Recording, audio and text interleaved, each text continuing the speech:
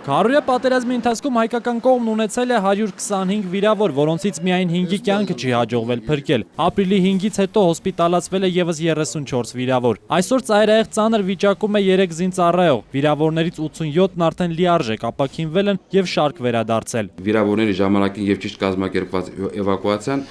բերեց թե մայրի թվի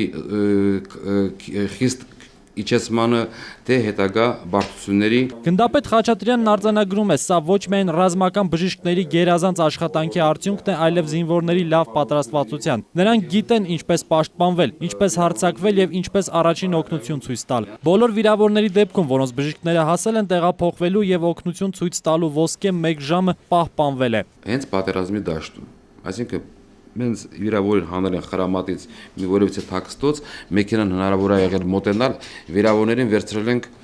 արհեստական շնչական ապարատին, մեքենաները կահավորված են հնարավոր ամեն ինչով։ Ի տարբերություն հակառակորդի 45% ծանր եւ ծայրահեղ ծանր վիրավորների, մեզ մոտ այդ թիվը չի գերազանցել 10%-ը։ Բժիշկները բարդագույն վիրահատություններ են արել առաջնագծին շատ մոտ։ Մենք բացառիկ վիրահատություններ կատարել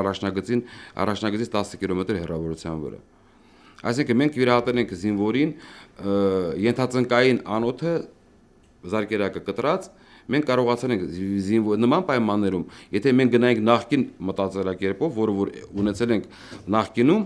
պետք է ամպուտացնեինք ոտքը, որովհետև դա է փրկության միակ ճանապարհը, բայց մենք դա թույլ չենք տվել, տեղում կատարվել է պլաստիկ վիրահատություն։ Հակառակորդը միտումնավոր կրակել է նաև բուժօգնության 4 մեքենայի վրա, պայթեցնելով դրանցից մեկը։ Պարզապես այդ պահին մեքենայում մարդ չի եղել։ Ամփոփելով քարորիա պատերազմն ու դրանից հետո կամավոր Խաչատրյանը ֆիքսում է, իրենց ռեզերվին չեն էլ հասել, կարիք չի եղել։ Քարորիա այս պատերազմում ուժերը չափեց նաև ռազմական բժշկությունը։ Խաղաղության ժամանակ կուտակված հմտություններն ու տեխնիկան կիրառեցին նաև ռազմի դաշտում։ Կամավոր Խաչատրյանը փակագծերը չի բացում, բայց տեղեկացնում է, սա նաև փորձ էր նոր հայկական ռազմաբժշկության յուրահատուկ մոդել ստեղծելու համար։ Զորապ Հարոյան, Նելի Հարությունյան, Խաչատուր Եսայան, ժամը լրատվական։